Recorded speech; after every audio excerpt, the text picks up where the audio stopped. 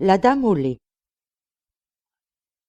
Une veuve avait 2 filles, l'une belle et active, l'autre laide et paresseuse. Elle aimait bien plus la fillette paresseuse et laide comme étant sa propre fille, que l'autre qui devait faire tout l'ouvrage et qui était la Cendrillon du logis. La pauvre enfant devait se mettre tous les jours sur la grande route, près d'un puits, et filer sans relâche, au point que le sang lui coulait des doigts. Il arriva qu'une fois, comme sa quenouille était couverte de sang et qu'elle se penchait pour se laver, celle-ci lui glissa de la main et tomba au fond du puits.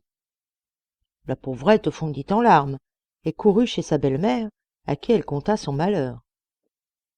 Mais cette femme la gronda rudement et se montra sans pitié. Enfin elle lui dit : « Si tu as laissé tomber ta quenouille, va la chercher. » La jeune fille s'en retourna donc auprès du puits, mais elle ne savait que faire. Et dans son angoisse, elle sauta par-dessus le bord pour chercher la quenouille. Lorsqu'elle revint à elle, après le premier étourdissement, elle se vit une belle prairie, où il faisait un beau soleil, et où il y avait des milliers de fleurs. Elle traversa la prairie, et arriva près d'un four qui était rempli de pain. Et le pain criait : « Ah, retire-moi, retire-moi, autrement je brûlerai, car il y a longtemps que je suis cuit. » Vite elle se mit au travail, et retira tout. Puis elle continua son chemin, et trouva un pommier chargé de pommes. Et il criait : « Ah, secoue-moi, mes pommes sont mûres. » Alors elle secoua l'arbre, et les pommes tombèrent comme grêle, jusqu'à ce qu'il n'y en eût plus une. Puis elle s'en alla. Enfin, elle rencontra une petite maison, d'où semblait la guetter une vieille femme. Mais comme celle-ci avait de longues dents, elle eut peur et voulut se sauver. La vieille femme lui dit alors : « Ne crains rien, cher enfant, reste chez moi, et si tu veux faire avec soin tout l'ouvrage de la maison, tu auras du bon temps. Mais il faut prendre garde de bien secouer mon édredon, jusqu'à ce que les plumes s'envolent. Alors il neige par le monde, car je suis la dame au lait. » La vieille parlait si doucement que la jeune femme accepta d'entrer à son service.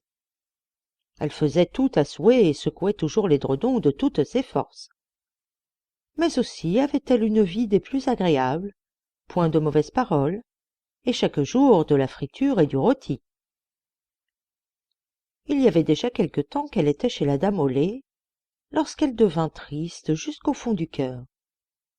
Et quoiqu'elle fût 1000 fois mieux là que dans la maison de sa belle-mère, elle mourait d'envie de revoir son ancien logis. Enfin elle dit à la vieille : « J'ai le mal du pays, et si bien que je me trouve ici, je ne puis y rester plus longtemps. » La dame au lait lui répondit : « Il me plaît que tu désires retourner chez toi, et puisque tu m'as servi fidèlement, je veux t'y ramener moi-même. » Puis elle la prit par la main pour la conduire sous une grande porte qui s'ouvrit. Et lorsque la jeune fille fut juste au-dessous, une pluie d'or abondante en tomba, et l'or resta attaché à elle, de sorte qu'elle en était couverte entièrement. « Tu auras cela parce que tu as été appliquée, » dit la dame au lait.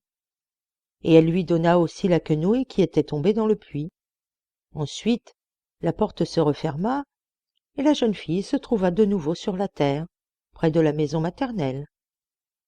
Et quand elle entra dans la cour, le coq était perché sur la margelle du puits et chantait : « Kikériki, kikériki, notre Vierge d'or est ici. » Alors elle s'en fut chez sa mère, et comme elle arrivait couverte d'or, elle se trouva la bienvenue.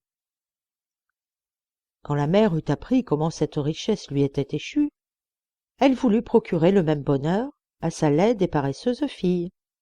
Il fallut qu'elle se mît aussi à filer auprès du puits. Et pour que la quenouille fût tout ensanglantée, elle se piqua le doigt et s'égratigna la main aux épines de la haie. Puis elle jeta la quenouille dans le puits et sauta elle-même après elle. Comme sa sœur, elle arriva à la belle prairie et prit les mêmes chemins. Lorsqu'elle atteignit le four, le pain criait : Oh, retire-moi, retire-moi, autrement je brûlerais, car il y a longtemps que je suis cuit.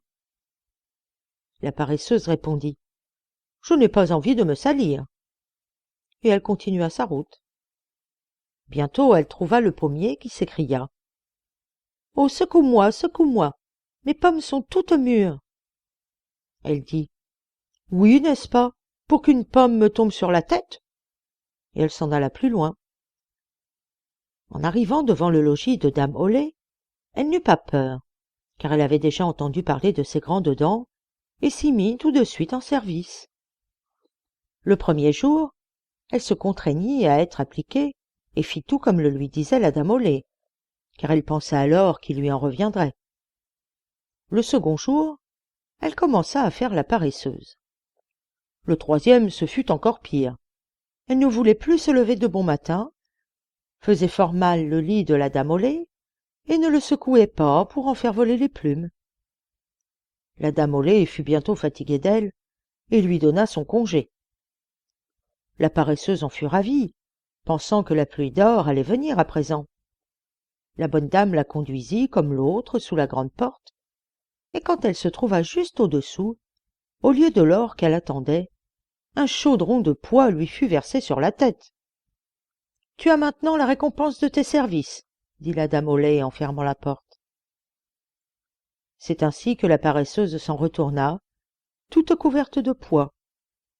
Et quand le coq, perché sur le puits, l'eut aperçu, il chanta: « Kikériki, kikériki, notre enfant malpropre est ici. » La poix ne voulut jamais s'en aller, et la paresseuse fut obligée de la garder aussi longtemps qu'elle vécut. Lu par Sabine, pour audiocité.net, sous la licence Art Libre.